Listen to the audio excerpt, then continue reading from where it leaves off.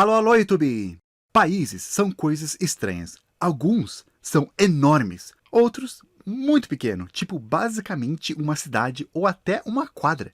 Aqui no Brasil e em Portugal, a gente já está acostumado com esse formatinho do país que tem. Tem sido assim por muito tempo já, ainda mais em Portugal, que é uma das fronteiras fixas mais antigas do mundo. Mas tem alguns países que as fronteiras não fazem muito sentido, ou são totalmente bizarras, ou até também tem terra que é de ninguém.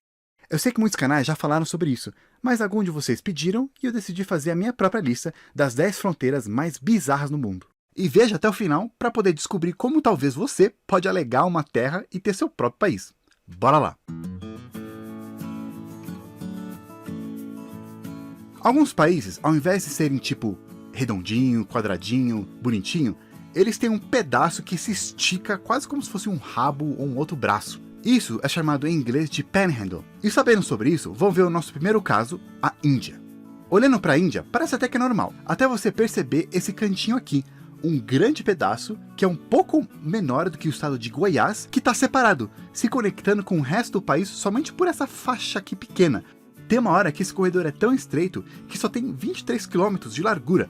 Como que isso aconteceu? Bem, isso é resultado de colonialismo. Quando o Império Britânico chegou lá e conquistou a Índia e toda essa região aqui, do sul da Ásia, eles decidiram separar duas partes. A parte que a maioria da população era hindu e a parte que a maioria da população era muçulmana. E eles chamaram essa parte de Paquistão, dividindo em duas partes também. O Paquistão do Oeste e o Paquistão do Leste. Mais tarde, essas duas regiões se tornaram independentes, virando o Paquistão e Bangladesh. E a parte da maioria hindu também acabou se tornando independente e se tornando a Índia. E ficou aqui esse pedacinho aqui sobrando, se conectando apenas por esse corredor. Hoje tem 45 milhões de pessoas vivendo nessa região aqui, separados da maior parte do país. Falando em panhandles, é impossível não pensar no Afeganistão. Eu já mencionei aqui em um vídeo antes. Eles têm esse rabinho aqui, de 350 km e em média de 13 a 65 km de largura. E ele se estica até a China, fazendo uma pequena fronteira com eles, e separa também Tajiquistão do Paquistão. Por que eles têm esse rabinho? Também por causa de impérios. Na época que os britânicos estavam controlando essa parte aqui do sul, tinha um outro império grande também controlando a Ásia Central, o Império Russo. E para evitar um conflito direto entre os dois grandes impérios, então eles resolveram deixar o Afeganistão meio independente, como um estado tampão. Só que nessa época, os dois impérios ainda se conectavam nesse pedacinho aqui. Então, o que eles fizeram? Alongaram um pouquinho o Afeganistão para poder separar os dois. Outro panhandle, também resultado de imperialismo, é esse rabo de cavalo aqui de Namíbia, que tem 450 km, chamado Faixa de Caprivi. Ele separa Angola de Botsuana e quase separa a Botsuana de Zâmbia, a não ser por um pedacinho aqui de água nesse rio. Também Namíbia quase que se encontra e faz fronteira com Zimbábue. Eles estão a apenas 200 metros de distância, aqui também no mesmo rio. O que aconteceu aqui foi que em uma época Namíbia pertenceu ao Império Alemão. Aí uma hora eles queriam ter acesso ao rio Zambezi, lá do outro lado, para eles poderem enviar e receber navios lá do Oceano Pacífico. Então, em negociações, os britânicos deram essa faixinha aqui para eles até a ponta do rio. Além de panhandles, outra coisa interessante que acontece em fronteiras são esclaves. Isso é quando um pedaço de um país, ele parece que foi cortado e está em outro lugar, separado. Um exemplo bem famoso é o Alasca, a parte dos Estados Unidos que é separado pelo Canadá. E a gente sabe que isso aconteceu porque antigamente o Alasca era parte do Império Russo, até que uma hora eles decidiram vender para os Estados Unidos. E falando na Rússia, outro caso conhecido de um esclave é esse pedacinho aqui da Rússia, fora da Rússia, cercado por outros países. Como que isso aconteceu? Bem, voltando no tempo, tinha um país germânico aqui chamado Prússia. E ele se estendia de onde hoje é a Alemanha até onde hoje é esse pedaço da Rússia. Aí a Prússia se reuniu com outros reinos lá, germânicos, formando o Império Alemão. Mas depois da Primeira Guerra Mundial, a Alemanha perdeu grandes partes do seu território e aquele pedacinho acabou ficando separado, virou um esclave da Alemanha. Mas não durou muito, porque depois chegou os nazistas, que pegaram tudo de novo. Aí no final da Segunda Guerra Mundial, chegou a União Soviética, derrotando os nazistas, desse lado aqui, e eles ficaram para eles com todo o lado ocidente da Alemanha. Quando a União Soviética acabou, várias regiões aqui acabaram pegando a independência, virando seu próprio país, menos aquele pedacinho, que continuou fazendo parte do país que sucedeu à União Soviética, a Rússia. Falando em escravos, a Espanha tem alguns interessantes. Olhando por cima, parece que é até tudo normalzinho, mas se você der um mega zoom, vai ver alguns pedacinhos da Espanha aqui na África, escravos cercados pelo mar e Marrocos. Quando teve a reconquista da Espanha, que eles expulsaram os mouros, eles se empolgaram um pouco e continuaram e conquistaram várias partes do norte da África e várias ilhas também. Aí teve a decolonização e com o tempo a Espanha foi devolvendo pedaços para Marrocos, menos esses lugares aqui, que até hoje tem briga com Marrocos com isso. Alguns literalmente são pedaços de pedra cercados por água. Tem nada lá. Tem essas duas pedras aqui que é interessante, porque nelas é a Espanha. Aí você atravessa a praia e já é Marrocos, formando a fronteira mais curta do mundo. Tem duas outras cidades também, Melilla e Ceuta, que as pessoas que nascem lá podem tecnicamente serem consideradas europeias e africanas ao mesmo tempo. Em volta dessas cidades, eles fizeram várias cercas bem fortificadas, sendo uma das fronteiras mais fortificadas do mundo, para evitar a imigração de africanos para a Europa.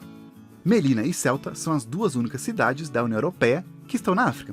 As pessoas lá são cidadãos europeus. Eles usam o euro, falam espanhol, mas eles estão na África. Mas a Espanha também provou um pouco de seu remédio. Tem essa península aqui na Espanha continental mesmo, chamado Gibraltar. E na verdade, não é Espanha, é o Reino Unido. Pois é, desde 1704, quando estava tendo uma guerra de sucessão da Espanha. E aí, houve uma invasão anglo-holandesa aqui na península. Mais estranho que isso, é uma ilha que fica bem na divisa com a França e a Espanha. Nessa ilha, ninguém pode ir, e ela pertence aos dois países. Como assim? Bem, foi nessa ilha que eles assinaram um tratado que acabou com a Guerra dos 30 Anos. E aí, desde então, a cada 6 meses, a ilha passa de um país para outro. Isso mesmo, 6 meses a ilha é da Espanha, e os outros 6 meses a ilha é da França.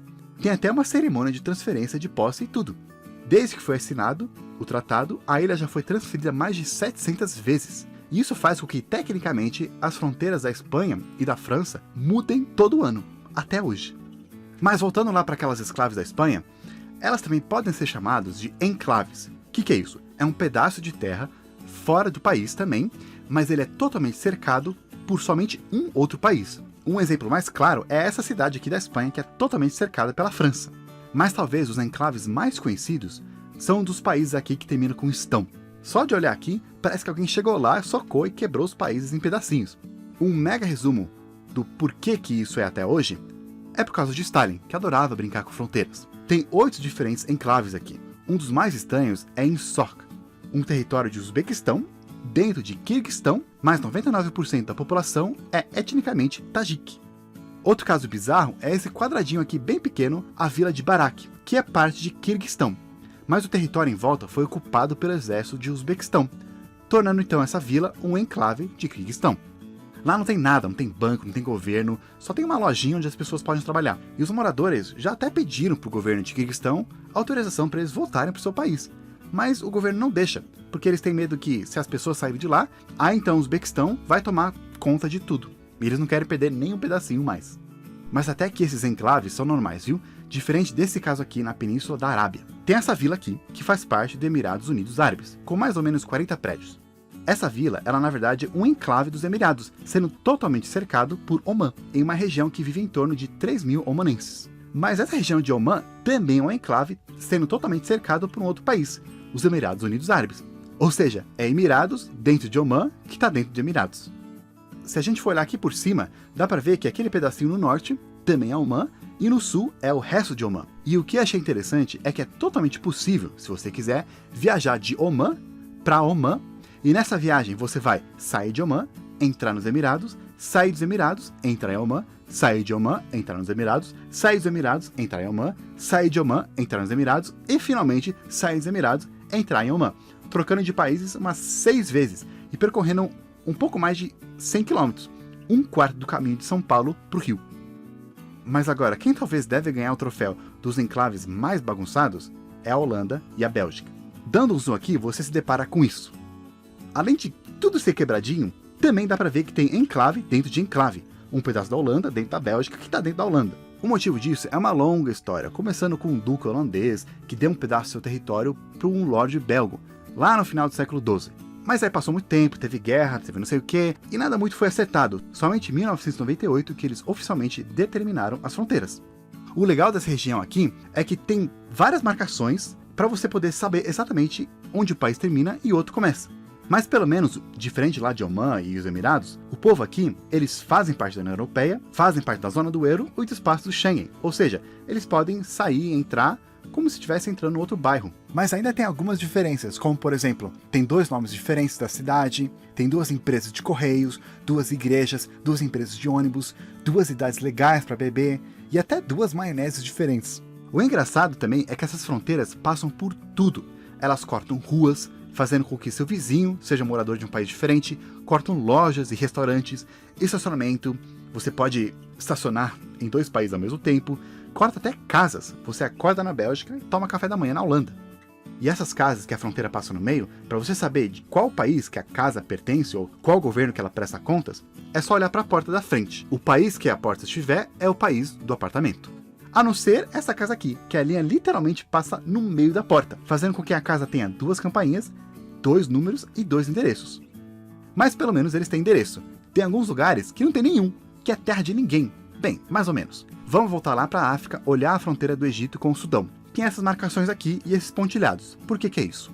Lá em 1899, quando o Sudão era parte do Império Britânico e do Egito ao mesmo tempo, eles fizeram essa fronteira aqui. Mas aí, 3 anos depois, os britânicos quiseram fazer uma outra fronteira. Porque aqui embaixo tinha uma tribo egípcia, eles também passavam por aqui, e esse triângulo aqui tinha um povo que era mais parecido com o povo de Sudão. Mas aí os britânicos saíram, e desde então, o Egito fala que a linha que conta é a primeira, e o Sudão fala que a linha que conta é a segunda. Ou seja, os dois clamam esse pedaço aqui, esse triângulo, e falam que esse outro pedacinho aqui é do outro. Nessa parte aqui, tem até alguns lugares que dá para fazer agricultura, e também tem acesso ao Mar Vermelho, mas esse outro aqui tem nada. Como os 2 países falam que esse pedaço é do outro, e nenhum deles clama, então isso faz com que essa região seja de ninguém. Você pode chegar lá, colocar sua bandeira e falar que é seu país, porque nenhum outro país fala que é dele.